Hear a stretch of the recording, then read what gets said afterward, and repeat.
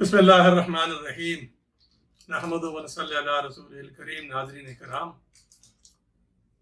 हमारे चैनल के मकासद में से एक ये भी है कि उर्दू अदब से आप लोगों में दिलचस्पी पैदा की जाए।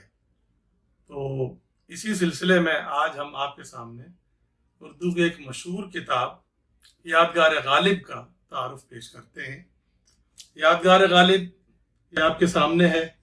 ये जैसा कि नाम से जाहिर है, असदुल्ला खान गालिब के हालात पर यह किताब लिखी है और लिखने वाले हैं ख्वाजा अल्ताफ़ हुसैन हाली।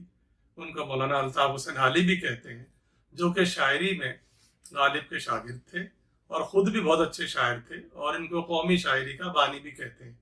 ये वही हाली है जिनकी मुसद्दस हाली बहुत मशहूर है। इस किताब में यादगार गालिब में क्या है, अब आपके सामने स्क्रीन पर हम इसके मज़ामीन की फहरिस्त आपको दिखा रहे हैं।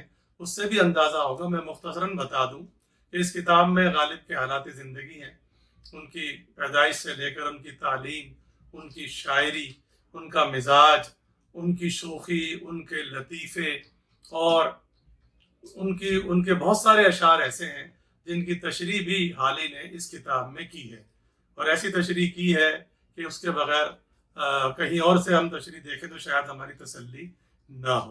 तो गालिब के हालात को समझने के लिए इस किताब को पढ़ना बेहद ज़रूरी है।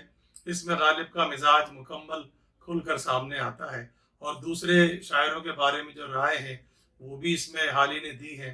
फ़ारसी शुअरा के बारे में भी राय दी है। गरज ये है कि ये किताब पढ़ने से ताल्लुक़ रखती है और जो भी गालिब से ज़रा सी भी दिलचस्पी रखता है उसे ये किताब लाजमी पढ़नी चाहिए। आपको ये याद दिला दें कि हमारे चैनल से जो गालिब के लतीफ़े उसकी कई वीडियो पेश की गई हैं, वो सारे लतीफ़े इसी किताब से लिए गए हैं और आइंदा भी जो गालिब के लतीफ़े लिए जाएंगे वो इसी किताब से लिए जाएंगे।